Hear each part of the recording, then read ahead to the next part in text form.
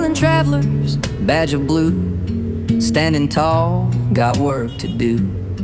On these roads, a watchful eye.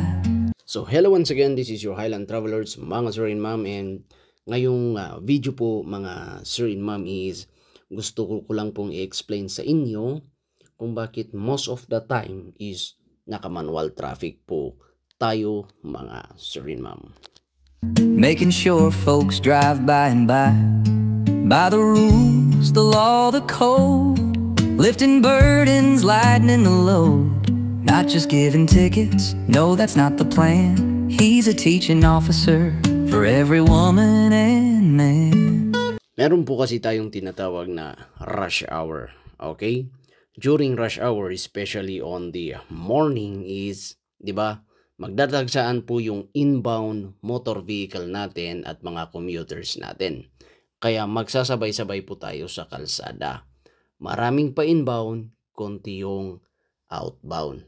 Kaya kami po sa mga intersection, pag minamanage po namin yung intersection and pedestrian natin is priority po namin yung pabalik ng mga public utility vehicles outside the CBD para ma-cater po natin yung mga papasok pa lang sa trabaho, eskwela na kapwa nating commuters. Highland travelers on the beat, digital learning can't be beat.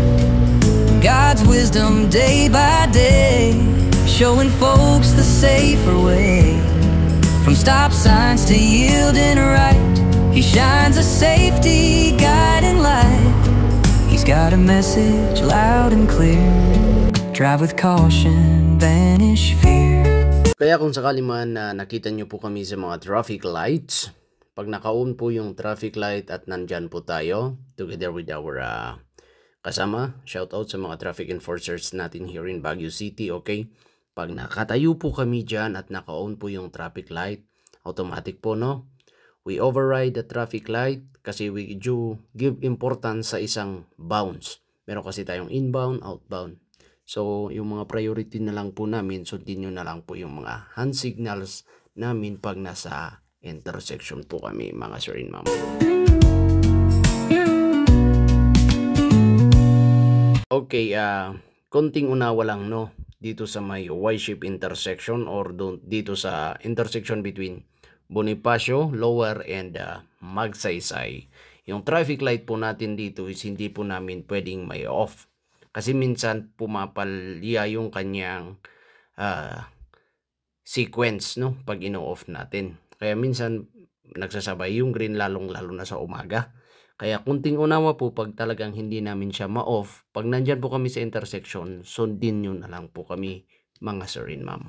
Camera rolling, engine hums. Good morning folks, the future comes. He explains the rules with gentle grace.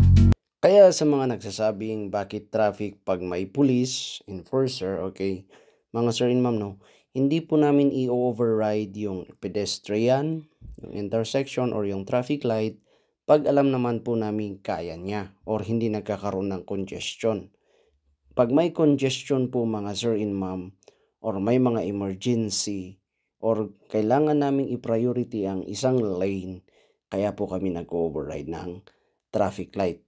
And medyo nabawasan na rin siguro yung complaint natin dito sa may, alam nyo po ba, ito ang tinatawag nating O-shape intersection or the kilometer zero intersection.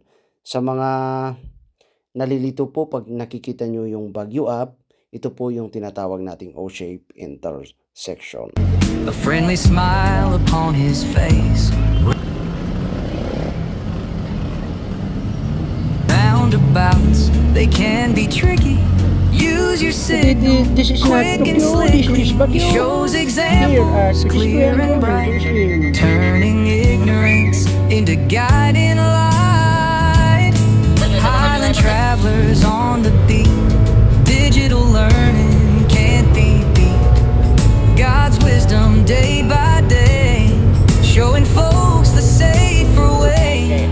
From stop signs to yielding right, He shines a safety guiding light.